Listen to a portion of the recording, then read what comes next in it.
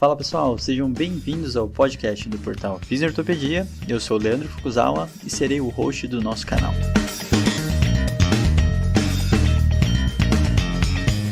Esse podcast tem como função ressignificar o papel do fisioterapeuta em tempos modernos.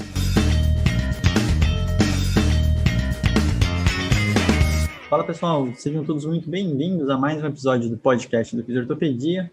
E hoje a gente está com uma convidada mais do que especial para falar de um tema um pouco diferente, né? A gente fala normalmente de dor, reabilitação musculoesquelética.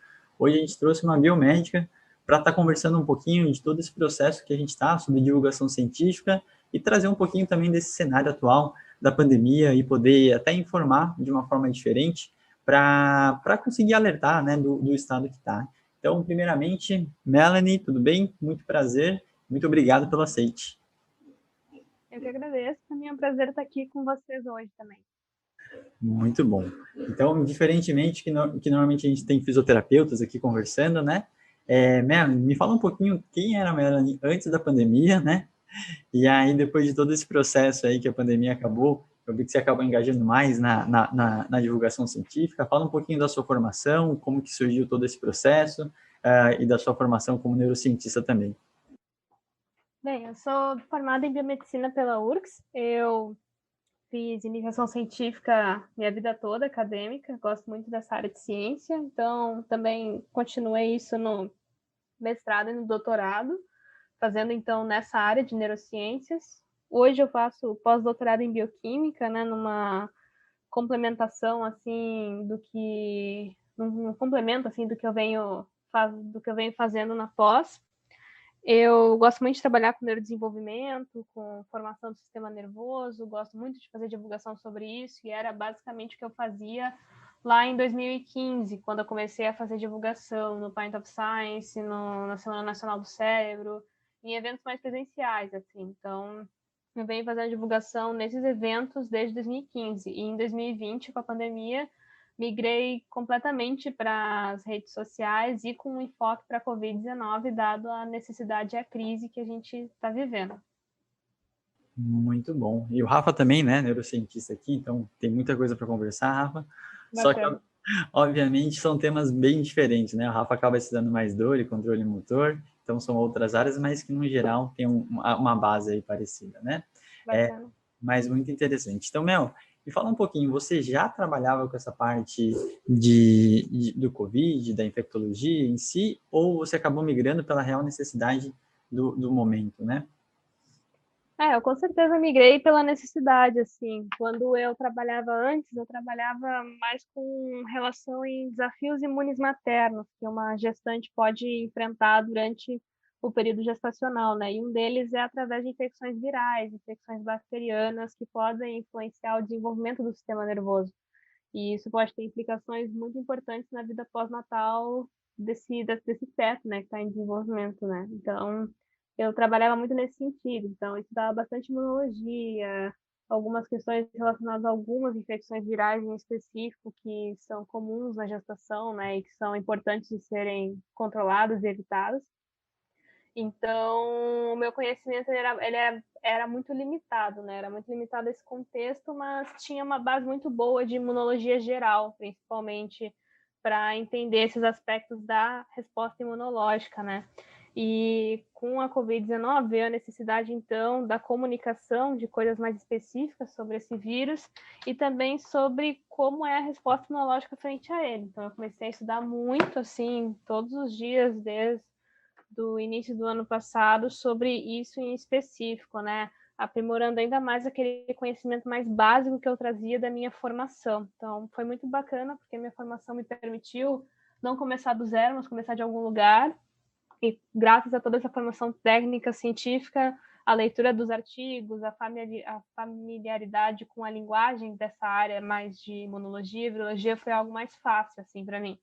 Então, tive também a ajuda de muitos colegas divulgadores mais experientes que eu, e no fim consegui, de alguma forma, estabelecer uma ponte assim para traduzir, né, essa linguagem mais técnica para algo mais acessível, porque eu precisei muito estudar para eu entender, e a partir desse entendimento eu consegui ganhar uma certa propriedade sobre essas matérias que eu fui estudando, e assim eu conseguia produzir conteúdos mais acessíveis sobre isso, né? Então, como eu também não era uma especialista nesse assunto, para mim ficou muito claro as dúvidas que uma pessoa que não é muito relacionada teria. E eu fui focando muito sobre isso também, né? Para tentar ajudar as pessoas que, assim como eu, poderiam ter alguma dúvida ou outras, né? Que eu fui me perguntando onde poderia ser o gargalo, assim, no entendimento desses assuntos.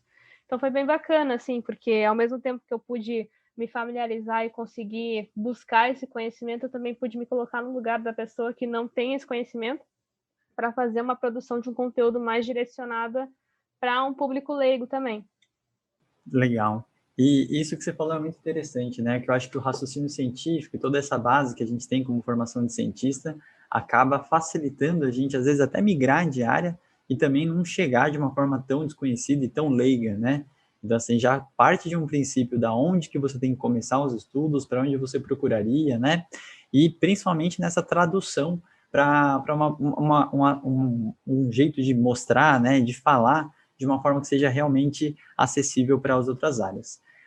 Como a gente está envezado dentro do nosso mundo da fisioterapia, né, eu queria muito que você falasse um pouquinho quais são essas principais dificuldades que você tem para divulgar fora do contexto da biomedicina, dessa área que você estava mais antes, né, se colocado, e o que você sentiu e até teve que mudar. Então, assim, quais dicas você daria para as pessoas que querem fazer mais essa divulgação científica, porque ela é praticamente uma profissão hoje, né? Então, a gente tem vê várias pessoas, né? A gente já entrevistou a Pasternak, a gente já tentou falar com o Átila, hoje ele está numa fase mais difícil aí, né? Mas, assim, são grandes pessoas, grandes referências que são importantes citar para a gente conseguir realmente falar com a população. Então, o que você daria de dica, assim? Como você se preparou para todo esse processo? Bem, como eu comentei, eu venho fazendo desde 2015, então muita coisa que eu aprendi nesse momento me ajudou bastante, né, a conseguir orientar esse estudo e essa forma de comunicação agora em 2020, 2021 para a pandemia.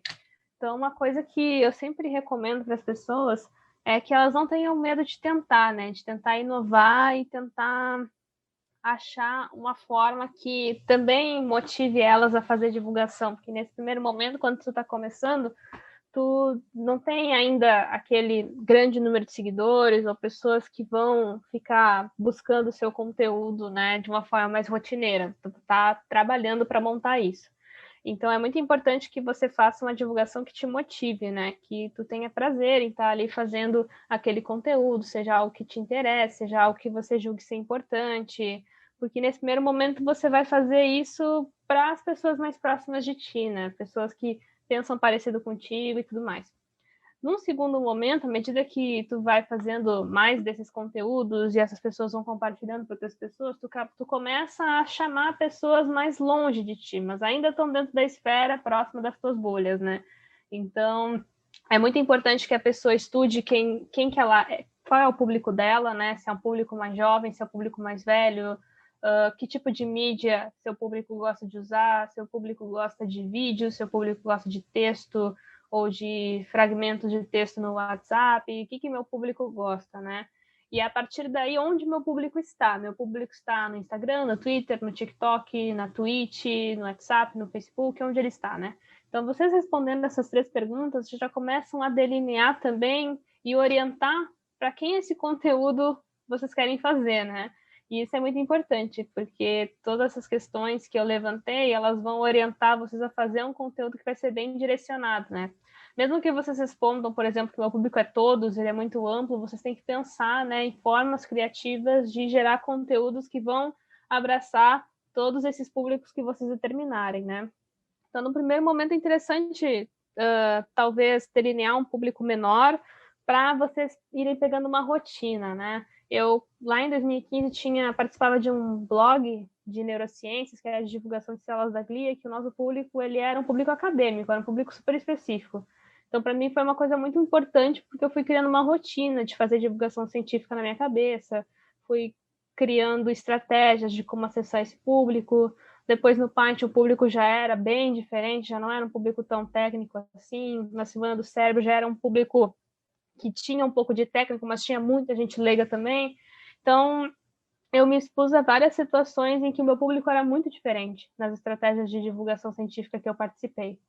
E isso foi bem bacana, porque isso vai nos trazendo conhecimento e nos adaptando, né? A gente vai se adaptando e se tornando mais flexíveis, né? E isso é muito importante porque a gente precisa construir essa ponte e essa linguagem com o nosso público, né? Como se a gente estivesse literalmente aprendendo uma nova língua, a gente está aprendendo a se comunicar. Eu não estou simplesmente traduzindo um conteúdo, eu estou produzindo um conteúdo a partir de um dado técnico voltado para um público específico. Então, eu acho que esse é um passo muito inicial, né? Você fazer coisas que te motivem e, sobretudo, conhecer o seu público, saber as mídias que ele gosta e onde ele está. Reunindo essas 4 coisas, assim, é um bom começo para quem quer iniciar aí na divulgação científica, mas obviamente esse não é o único caminho, né? Esse é o caminho que eu fiz para mim e para mim funcionou bastante, assim, me conseguiu me manter motivada, mesmo nesse período devagar, assim, de crescimento, de conquistar um seguidor ali, outro lá. Então eu consegui me manter sempre motivada para chegar num ponto hoje onde eu tenho bastante seguidor, bastante gente e consigo espalhar bem esse conteúdo. Sensacional. E o que você falou é muito importante. Primeiramente, desculpa pela obra aqui, tá, gente? Mas essas coisas a gente não controla. Mas você falou uma coisa muito interessante de público, né? A gente já gravou alguns podcasts em relação à mídia social. E quando a gente fala de mídia social, muitas vezes eu sinto que o fisioterapeuta não sabe se ele está divulgando para paciente, se ele está divulgando para outras pessoas da mesma classe, né? Então, acaba que a conversa fica numa conversa nem lá, nem cá, e acaba não atingindo quem ela realmente precisa, né? Então, isso é uma das coisas que é essencial, assim como a Melanie falou. E aí, Rafa, tem alguma perguntinha aí em relação à divulgação científica e afins? Legal, eu acho que você falou um ponto muito legal, Melanie, que é esse start para começar, essa motivação para começar. Mas eu queria escutar um pouco de você sobre a motivação para se manter. A gente sabe muitas vezes que esse pode ser um desafio para muita gente, né? Eu acho que a gente está enfrentando hoje um problema seríssimo aí com a pandemia, mas aqui da nossa área, pelo menos, né, a gente enfrenta problemas de educação de pacientes e público geral, né, sobre, por exemplo, o que é dor, e sobre como lidar com isso. Isso é um problema antigo já nosso, e é o que o Foucault falou, né, tem muitos colegas têm um pouco de dificuldade para saber para quem eles estão produzindo conteúdo, né, às vezes parece que é para leigo, às vezes parece que é para outros profissionais, mas eu imagino que quando você produz, né, é um divulgador científico, o reforço para o seu comportamento ele não vem imediatamente, né? Você não consegue enxergar muitas vezes as consequências imediatas das suas ações. Então, seria legal comentar assim, o que você percebe ou percebeu ao longo da tua trajetória de efeitos do teu trabalho e como que isso te ajudou talvez a se manter até se comportando perante isso. Tem alguma coisa que você foi percebendo assim ao longo da trajetória? Então, essa pergunta é ótima, porque toda a minha trajetória na neurociência, ela foi analisando comportamento, né? Eu gosto muito de Legal. analisar comportamento animal e um dos animais que eu gosto de observar é o próprio ser humano também. Então, eu analisava muito assim quais são os fatores que me motivam, coisas que são importantes para me manter engajada em algo, porque eu sou uma pessoa que, se eu não estou muito engajada em algo, eu não consigo me manter nisso. Isso é uma característica minha e que eu já percebi há muito tempo, né? Por isso que muitas vezes eu consigo ser muito focada em algumas coisas e muito dispersa em outras, né? Então, baseado nisso, né, é importante a gente ter esse autoconhecimento, né, o que nos motiva e quais são os fatores necessários para nos manter motivados a um prazo mais longo, assim, né, até a gente conseguir reunir outros fatores motivadores para agregar isso, né. Então, assuntos como neurociência são coisas que me motivam a estudar, imunologia, essa é a questão da Covid-19, que ela vem muito com uma necessidade de maior compreendimento, maior divulgação, da gente, sobretudo, ter essa urgência, entender o cenário que está ao nosso redor, tudo isso são fatores que me motivam, né? Me motivam de N formas, positivas ou negativas, dependendo. Então, a longo prazo, assim, são coisas que funcionam para mim, que podem funcionar para outras pessoas, mas é importante a pessoa mesmo ter essa noção, né? E a partir daí, ela criando estratégias, estudando essas redes sociais e seus algoritmos para entender como ela pode melhorar o seu conteúdo para que ele seja mais visto, para que ele seja mais compartilhado e assim ela conseguir mais pessoas, furar mais bolhas, ela vai começando a receber o reconhecimento desse seu público, né? Esse retorno dizendo que o conteúdo é legal, ou que o conteúdo pode melhorar isso, aquilo.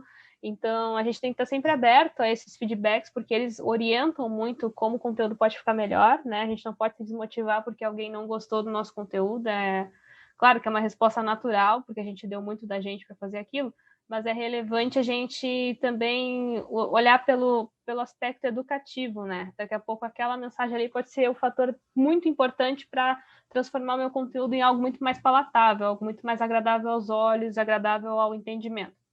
Então, a gente tem que ser flexível e tem que ter essa característica de buscar inovar, né? Fazer coisas diferentes e testar, observar como o nosso público reage, né? A gente vai acertar, a gente vai errar, mas a partir daí a gente vai delineando, né? E num prazo mais longo, você tendo essa motivação intrínseca e tendo o retorno que é bem bacana do seu público, você consegue ir estabelecendo sua rotina e mantendo ela, né? Isso é muito importante. A gente tem que também ter essa consideração de que a divulgação também envolve o engajamento do próprio divulgador, né? O próprio divulgador precisa criar um cronograma, uma rotina aí de conteúdos para que as pessoas possam ir consumindo e já conhecendo a assinatura do divulgador, conhecendo qual é o estilo dele. Por exemplo, no Twitter, muita gente me conhece pelos GIFs que eu uso no meio dos meus fios que trazem informação científica, muita gente acha isso super bacana, sabe? Então, isso é muito legal, porque as pessoas já reconhecem meu trabalho por próprias características do meu trabalho, né? E isso só acontece porque elas acompanham esse trabalho. Então, a gente precisa gerar esse cronograma, e para esse cronograma funcionar, nós precisamos estar motivados ao longo do tempo. Isso é muito legal, assim, eu fiz a pergunta de forma provocativa porque eu também sou entusiasta do estudo do comportamento e é muito complicado, né? Porque, por um lado, a gente vê que os algoritmos, eles de fato favorecem talvez até mais mensagens de cunho negativo do que boas informações, né? Mas isso não é uma desculpa para a gente desistir simplesmente de jogar toalha. A gente precisa de mais bons divulgadores ali atuando. E tem um ponto interessante na tua fala, né, Melanie, que a gente vê em outros colegas, assim. Primeiro, muitas vezes os motivos que fazem alguém começar não são os que fazem a pessoa continuar, né? Então, às vezes você vai começar por uma motivação e você vai começando a ser reforçado de forma diferencial por outras coisas ao longo do trajeto, né? E se mantém por hábito ou até por outros reforços e outras contingências, enfim. Mas eu acho que um ponto legal é esse processo que você falou de se adaptar ao meio, né? A gente vê muito isso. Muitas pessoas que assumem que elas sabem o jeito de passar a mensagem e elas ficam reproduzindo aquilo, independente do tipo de resposta que o público está tendo aquilo, né? Eu vejo, pelo menos, a produção de conteúdo muito numa forma semelhante ao que eu vejo uma startup, né? O conceito de Lean Startup. Você vai testar essa ideia perante aqueles que vão consumir ela. E aí, com base nessas interações, você vai colhendo informações e feedback e você vai adaptando a sua ideia. Não existe um momento onde o seu produto, a sua ideia, ele está pronto, né? Porque as pessoas mudam, o ambiente muda, a necessidade de informação muda, e aí a gente tem que continuamente não só produzir informações, mas ter esse jogo de cintura de mudar junto, né?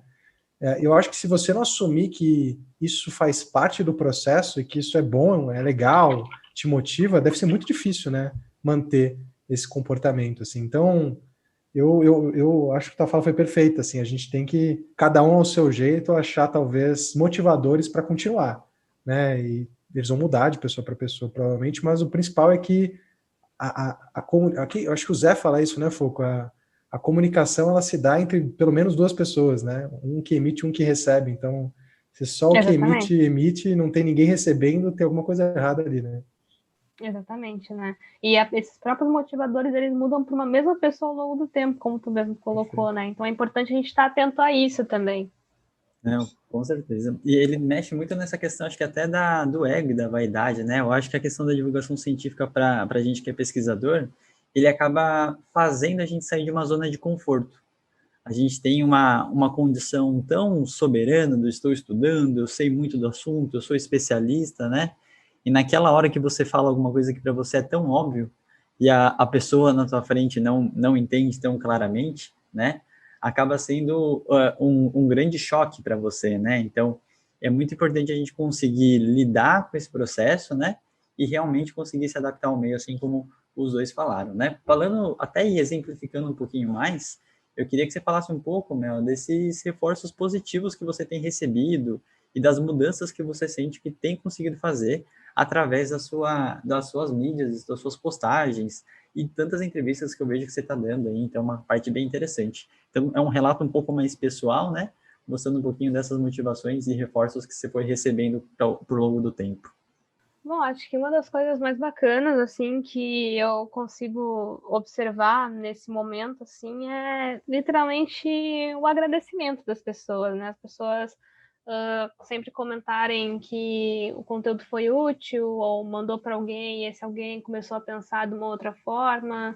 Já teve várias reportagens que eu dei em jornais locais daqui e em jornais mais abrangentes, mais nacionais, em que algum parente de alguém viu e começou a pensar diferente, porque era uma linguagem que a pessoa conseguia entender, que era algo acolhedor, assim. Eu gosto muito de tratar a divulgação científica como a criação de um vínculo com as pessoas que estão lendo, num ambiente que deve ser acolhedor. Ela tem que se sentir à vontade, ou o máximo à vontade possível para expor as suas dúvidas, seus questionamentos, sem ter medo de ser julgado, sem ter medo de, enfim, ter algum preconceito ali acontecendo, né?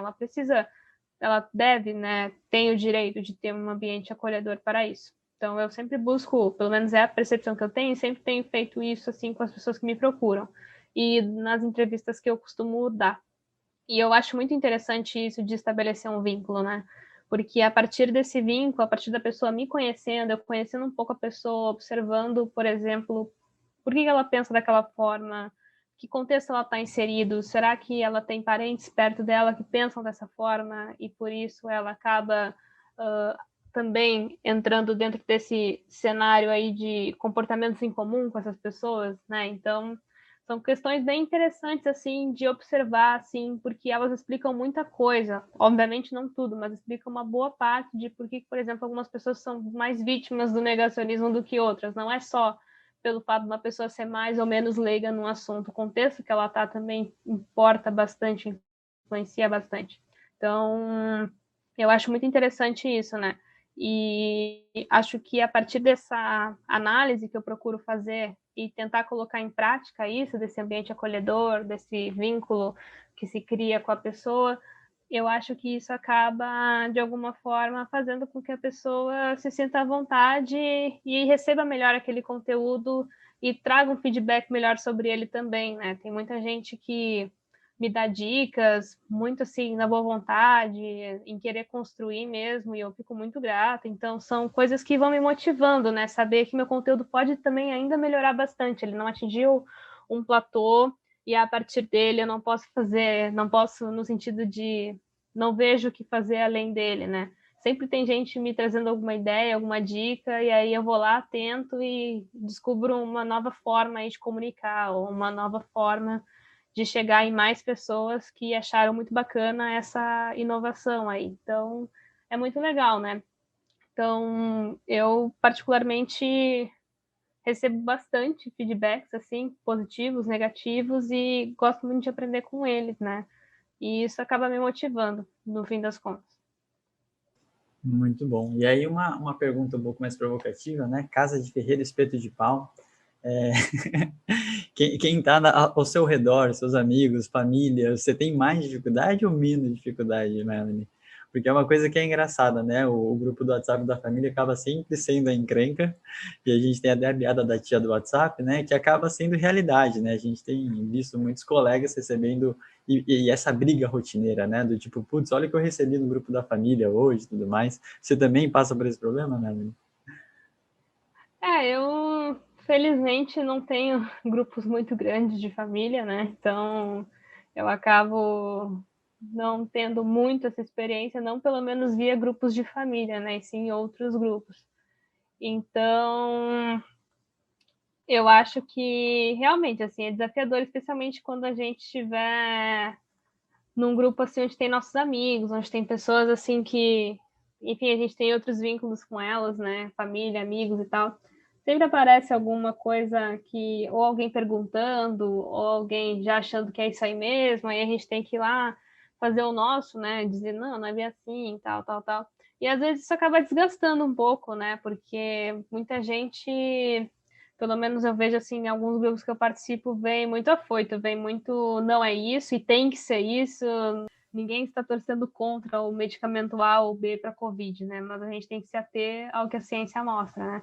Então é todo um trabalho, assim, que tem que ter paciência de trazer a pessoa para a esfera do benefício da dúvida, de ir trabalhando com ela o que é uma evidência, por que esse artigo não tem a mesma força de evidência que um outro, por que a gente tem que se apegar a evidências científicas e não opiniões, evidências de caso único, enfim, esse tipo de coisa.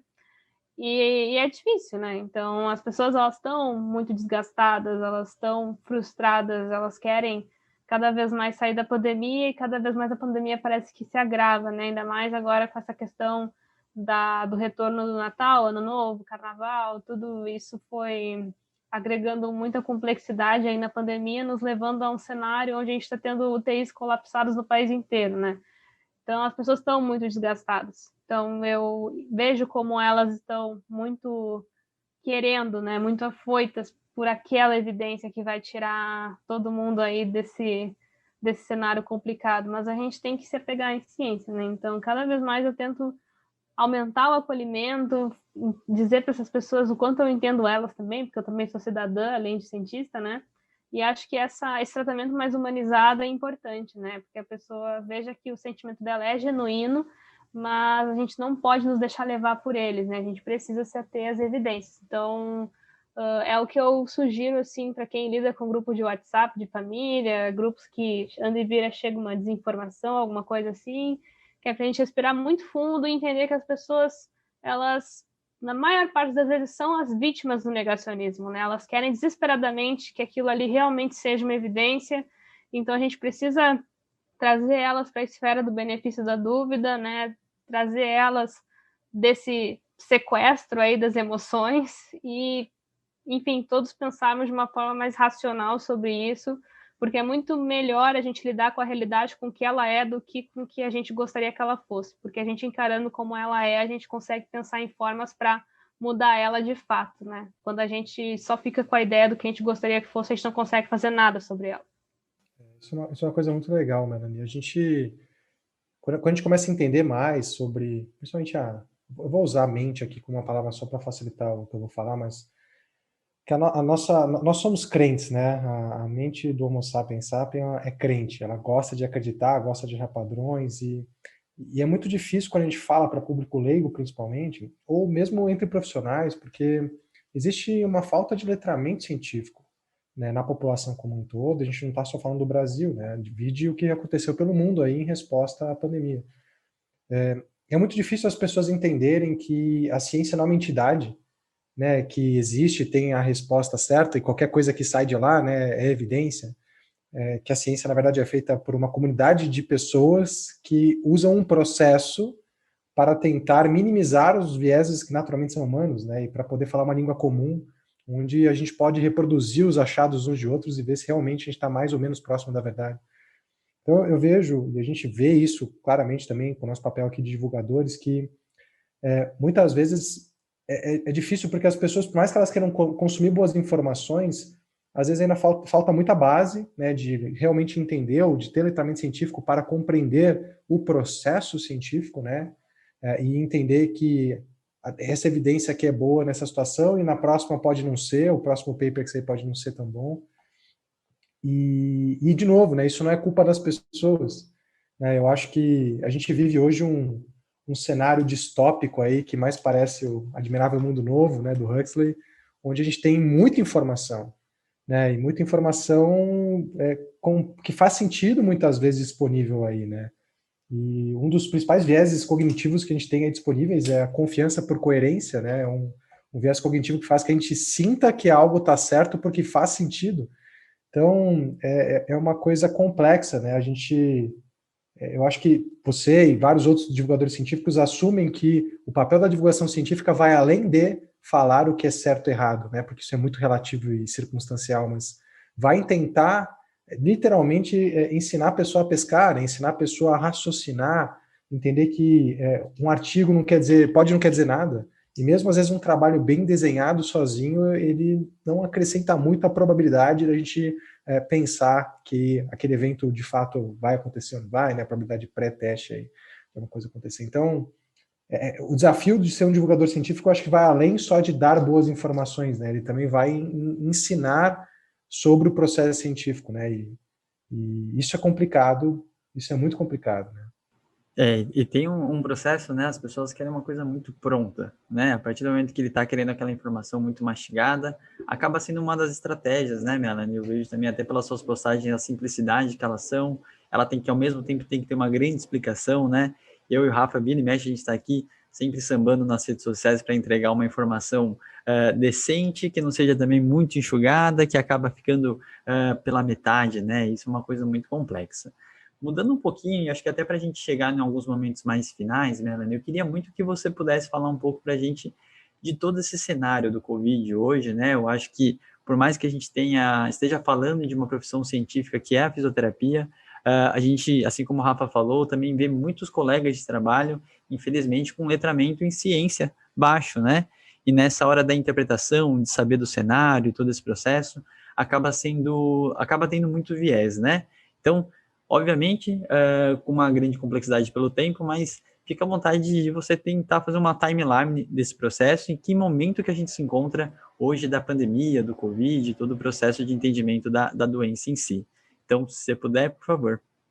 Bom, é meio desafiador isso, né, em alguns minutos, porque o que a gente mais levantou foi dado informação no último ano e nesse ano, mas tentando sintetizar um pouco, assim, a gente começou, então, o ano passado, né, pelo menos nós aqui do Brasil, sabendo que alguma coisa estava acontecendo no mundo, né, a gente viu o que aconteceu ali na Ásia, o que estava chegando ali na Europa. Então, tinha algo acontecendo e tinha muitos indícios que ia chegar aqui, né? Mas não foi algo que, nos primeiros 2 meses de pandemia, nos assustou muito de fato. Tanto que teve carnaval, teve um monte de coisa, né? As coisas começaram a ganhar uma gravidade a partir do primeiro caso, né? Que foi lá para o dia 25 de fevereiro.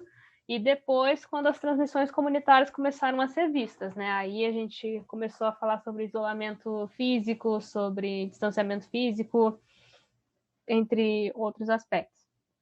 Então, a sociedade começou a mudar a partir daí, né? E eu imagino que esse primeiro momento, assim, muita gente deve, ao mesmo tempo que ficou com medo, porque a gente estava vendo o que estava acontecendo ali na Itália, ali naquelas regiões da Europa que foram muito acometidas no início da pandemia, a gente também achava que talvez não ia durar tanto, né? Então, deu para perceber que as pessoas levaram muito a sério o medo naquele momento.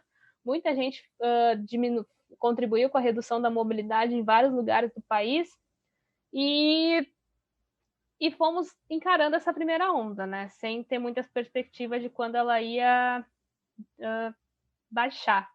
Também, ao mesmo tempo, a gente teve o sequenciamento aí do genoma do SARS-CoV-2, que teve a contribuição brilhante de brasileiros e brasileiras aí nessa empreitada. E poucos dias depois as vacinas começaram, né? As investigações dos testes pré-clínicos e depois em modelos animais, para ainda no primeiro semestre a gente já ter a entrada dos estudos clínicos e lá por julho, os ensaios de fase 3 de algumas empresas, né? Então, a ciência respondeu muito rapidamente, respondeu de uma forma muito robusta, sem flexibilizar metodologias ou pular etapas. Nós conseguimos manter um rigor muito grande e mobilizar muitas pessoas para que a gente pudesse entregar essa resposta de se teríamos ou não uma vacina para a Covid-19. E, ao mesmo tempo, né, tentativas de tentar reposicionar medicamentos para ver se eles teriam efeito na Covid-19 foram tentadas. Até o momento a gente conseguiu alguns dados de alguns remédios, como a dexametasona para casos mais graves, coisas nesse sentido. Outros ainda estão em investigação e outros foram por água abaixo, né? E não preciso nem comentar que é do kit Covid que eu estou comentando, né? Infelizmente, ele não se sustentou nas evidências, a OMS mesmo não recomenda como prevenção nem como tratamento, então já é algo muito bem entendido que nesse momento nós devemos investir em coisas mais promissoras até pela própria urgência. Então, a partir daí, né, a gente, à medida que foi encarando essa primeira onda, essa segunda onda lá pelo fim do ano passado, a gente começou a ver uma população começar a se resignar, né? Aquela promessa de que acabaria mais cedo não estava se concretizando e as pessoas começaram a achar que talvez o problema não fosse tão sério assim. E o que aconteceu foi que nós não tivemos grandes restrições e tivemos o que a gente chama de, em alguns momentos, né, uma estabilidade alta, né? A situação não estava piorando, ela também não estava melhorando, mas ela estava num patamar muito alto. Eram centenas de mortes por dia e parece que as pessoas se acostumaram com isso, algo que é intolerável, né? Nós nunca podemos tolerar o intolerável. Mas aí veio o final do ano, né? E parece que não tinha negociação, né? Final do ano é para estar com a família, final do ano é contato, é isso, é aquilo. Pô, passamos o ano inteiro longe dos outros, agora é Natal, né? Dá para a gente ceiar junto e tudo mais. E não faltou divulgadores científicos, cientistas, jornalistas apelando para as pessoas manterem as medidas de enfrentamento, né? A gente, inclusive, na Regionais Covid fez uma live para instruir as pessoas que, mesmo aquelas que fossem fazer ceia de Natal, que atentassem para as medidas de enfrentamento nesse momento, que não era o preconizado, mas se não houvesse negociação, que pelo menos reduzisse os riscos dos contatos. E nós instruímos assim de todos os jeitos possíveis. Medidas que poderiam ser implementadas para o próprio Réveillon também. E enfim, mesmo fazendo tudo isso, a gente observou pela TV imagens ali, por exemplo, em Manaus, das pessoas aglomerando, sem máscaras, em busca de presentes. E aí chegou o início desse ano, né? Todo mundo esperando que agora com vacina, que agora com a aprovação que a gente viu no início do ano ali da AstraZeneca e da Coronavac, a gente finalmente ia deslanchar da situação, mas o que a população não contava era com uma coisa que a gente também já estava avisando há muito tempo, que isso não ia ser muito rápido, tinha limitação, afinal o mundo inteiro estava atrás de vacinas, e a gente tinha que estabelecer essas compras rápido, e o Brasil não fez isso. Né? A gente está estabelecendo agora a compra da Pfizer, quando a gente poderia ter feito isso desde agosto do ano passado. Então, o Brasil não teve essa prioridade de comprar rápido vacinas, isso é um fato. Independente dos motivos que forem, isso não foi uma prioridade. Lembrando em consideração que estou falando prioridade em comprar rápido, não em comprar vacinas, em fazer isso com agilidade, né? Então, dentro desse contexto, a gente está vendo aí, no início do ano, um boom de casos, especialmente ali em Manaus, porque somado a toda essa questão de flexibilizações que aconteceram nesse momento para propiciar um comércio ali no Natal, que era importante e tudo mais, a gente viu, em virtude disso, um ambiente muito favorável para transmissão. E a gente não sabia que tinha uma variante mais transmissível aí no jogo, né? Que foi a P1, que a gente também conheceu ela no início desse ano. E com um ambiente favorável para uma transmissão facilitada, a P1 encontrou um cenário muito favorável para se transmitir dentro desse aspecto, né? E a gente viu o que aconteceu em Manaus. Claro que a gente não pode culpar uma variante por todo aquele horror que a gente viu. Ela pode ter influenciado, a gente ainda está estudando esse impacto dela, mas fato é, até mesmo uma variante mais transmissível encontra muita dificuldade se a população adere às restrições das medidas de enfrentamento. Então, se a população tivesse com medidas de restrição e medidas de enfrentamento bem aderidas por ela, bem adotadas por ela, é possível que a gente pudesse ter visto um outro cenário, né? E eu não falo só sobre Manaus, falo inclusive daqui onde eu moro, de outros lugares, né? A gente precisa aderir às medidas de enfrentamento, independente das variantes que nós estamos enfrentando, né? Se ela é mais transmissível, tem que aderir ainda mais a essas medidas. E pouco tempo depois, né, do horror que a gente viu em Manaus, daquela questão da falta de oxigênio, da cidade sufocando, uma coisa assim absurda de imaginar, a gente está vendo hoje, né, dia 9 de março, muitos lugares no Brasil que estão com uma aceleração muito característica com o que Manaus viu antes desse caos. E um desses lugares é o próprio Rio Grande do Sul. Outros locais do país, né? E não é só um estado, uma região, é o país inteiro, né? Lugares do país inteiro que estão vivendo essa situação grave, essa situação complexa, né? Não, aquela dinâmica de começar no norte, descer ali para o centro-oeste, sudeste, terminar no sul ali no meio do ano, não é o que nós estamos vendo agora. A gente está vendo muitas regiões de lugares bem distintos ao mesmo tempo enfrentando um colapso de sistema de saúde. Então, o que me parece, fazendo esse retrospecto, é que nós nos permitimos algo que nós não deveríamos ter nos permitido, que é a resignação, né? A gente não poderia nunca ter se acostumado enfim, né? É aquela coisa, à medida que a gente vai entrando num ambiente de constante estresse, constante medo, constante ansiedade, a gente vai se adaptando a esse ambiente, né? E é esse o ponto que eu quero chegar, né? Essa resignação a um alto número de mortes, a um alto número de casos, ela não poderia ter acontecido. E nós devemos cobrar muito das nossas autoridades maiores posicionamentos de restrição, maiores medidas mais restritivas, mais fiscalização, porque o passo que nós estamos hoje, a gente não consegue nem estabelecer qual é esse pico. Já está muito mais alto do que qualquer onda que a gente viu aqui no Brasil da pandemia da Covid-19. E a gente ainda não consegue vislumbrar quando vai ser o pico.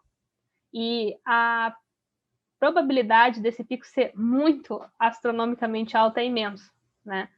A gente ainda tem muitos suscetíveis na população. Então, a gente precisa, sobretudo, aderir às medidas de enfrentamento, aderir às restrições e nos vacinarmos, né? Cobrarmos mais vacinas de diferentes farmacêuticas, mais doses, para acelerar esse processo.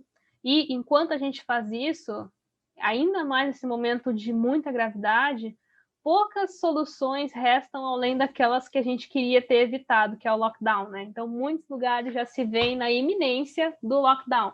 E lockdown é uma coisa que tem que ser bem feita. Se não for bem feita, as pessoas vão dizer que não funciona porque o lockdown por si não funciona, mas ele não funciona porque não foi bem feito, né? Porque quando ele é bem feito, a gente tem muitos exemplos aí no mundo de um bom controle da pandemia, especialmente em situações de um descontrole de casos, né?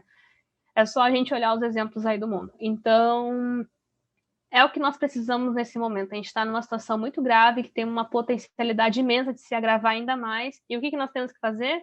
Algo que a gente sabe desde o ano passado, agir em sociedade, né? A gente precisa que todo mundo se engaje em aderir às medidas de enfrentamento, aderir às restrições que são impostas pelos seus municípios, pelos seus estados, cobrar das pessoas próximas da gente que elas também façam essa adesão, porque mesmo que a gente faça individualmente, enquanto a sociedade não estiver protegida, nós também não estaremos. Perfeito. Mel, foi sensacional todo esse timeline aí que você fez e toda essa forma que você contou. Eu acho que é muito disso e ele me faz levantar alguns pontos muito importantes aqui para a gente finalizar, né? O brasileiro não conseguiu, o brasileiro não, né? O mundo inteiro não conseguiu se antecipar a cenários que realmente estavam muito previstos, né? Estavam de uma forma clara que ia acontecer. A gente acabou se adaptando pelo nosso cansaço a situações e comportamentos que não era favorável para o controle da pandemia, né? Então, a gente percebeu isso claramente, a gente se acostumou a ver o número de mortes, essa quantidade astronômica, né? E não está conseguindo se comportar e, principalmente, ter essa empatia com esse próximo e conseguir ter esse comportamento de sociedade, que ela é mais do que essencial, né? Então, são coisas muito importantes. Então, a gente está chegando aqui nos momentos finais, eu vou pedir para a Rafa fazer um fechamento antes da Melanie e depois ela vai falar um pouquinho mais. Então, Rafa, por favor, palavras finais aí. Depois dessa linha do tempo maravilhosa sobre a pandemia, eu acho que só resta falar, né, uma frase aí do autor do Sapiens, né, nossa, me fugiu o nome. O Yuval Harari, né? Yuval Harari. E, poxa, problemas globais exigem soluções globais, né? Problemas populacionais exigem soluções populacionais. E é uma coisa muito maluca, porque quando ele fala isso, ele fala de um cenário, né, e de cenários como esse, onde se todas as nações não se comportarem como uma, a gente provavelmente não consegue resolver o problema, porque é um problema, né, mundial. Mas mesmo assim, eu ainda vejo que tem um passo antes aqui no Brasil, né? A gente não está nem tendo um egoísmo nacionalista de se proteger à custa dos outros, né? Então, é uma coisa muito, muito bizarra de se vivenciar o que a gente está vivenciando agora. E, de novo, né? A gente vive num ambiente hoje tão polarizado e com tanta informação que se a gente não tiver o mínimo de letramento científico para poder conseguir separar joio do trigo no que sai ali de informações adequadas ou inadequadas, não dá para culpar as pessoas, né? A gente vai ter uma polarização ali evidente em termos de um monte de gente achando que o que pensa, o que sente, o que faz é o certo, né? E essa, de novo, é uma doença da população, não é uma doença individual, né? Então, é, esse é um ponto importante ali da gente pensar, que enfim, a fala da Melanie me trouxe me trouxe essa lembrança aí das leituras do Harari. Muito bom. Mel, por favor, eu gostaria muito que você divulgasse agora as suas redes sociais pessoais e as que você colabora também, né? Eu vi que tem umas 3, 4 que você faz parte mais, de certa forma, mais íntegra, né? Então, por favor, palavras finais aí para a gente fechar esse programa sensacional. Bom, acho que para finalizar, eu tenho uma visão otimista, assim, da sociedade, sabe? Eu sou uma pessoa que leio muito Carl Sagan, gosto muito dessa visão progressista, assim, de que nós nos adaptamos, aprendemos com essas situações e temos todo um potencial para nos tornar uma sociedade melhor, né? Uma sociedade que tenha mais propriedade da sua história e tenha mais noção do que significa viver em sociedade, né? Acho que a pandemia está nos trazendo um momento importante aí também de refletir que sociedade nós queremos para enfrentar a próxima pandemia, porque vai ter outras pandemias, né? E a gente precisa, sobretudo, investir em ciência para evitar que elas aconteçam, mas caso elas acabem acontecendo, como é que a sociedade vai ser amanhã para enfrentar elas? Não pode ser a sociedade que é de hoje, tem que ser uma sociedade melhor, mais unida, para a gente errar erros novos, né? Não erros antigos que a gente, né, já sabe que foram errados. Então, dito isso, eu acredito que a gente tem um potencial imenso para agir nesse momento enquanto sociedade, enquanto pessoas que entendem que o seu papel na pandemia vai muito além do individual, precisa ser pensado no coletivo. A própria vacina é uma estratégia que pensa muito no coletivo e a gente precisa aderir a essas vacinações para proteger essa sociedade. E uma vez ela protegida, nós estaremos protegidos também dentro dela. É a partir da vacinação que a gente erradicou doenças, temos 200 anos de histórias de vitória aí, graças à vacinação e ao controle de agentes infecciosos por causa das vacinas. Então, o que eu acho é que com certeza a pandemia vai acabar, sabe? A pandemia não vai durar para sempre, ela vai acabar, isso é uma certeza. Agora, como ela vai acabar? Com quantos de nós ela vai acabar? Né? Essas são as variáveis, né? Ela precisa acabar com o máximo de nós poder ver o dia nascer sem a pandemia, sabe? A gente não pode tolerar mais perdas do que a gente já está tendo. A gente não pode nem tolerar essas perdas, né? Em primeiro lugar. Não agir agora, podendo ter ainda mais perdas, é algo além do intolerável. Então, o que eu acho, assim, para fechar, é que nós precisamos acordar para a sociedade que nós vivemos e entender que, por muito tempo, a gente pensou muito no individual e é chegado o momento, seja através dessa questão da pandemia, seja de outras questões que nós iremos enfrentar, que a gente precisa aprender de uma vez que vivemos em sociedade, temos que ter ações enquanto sociedade, né?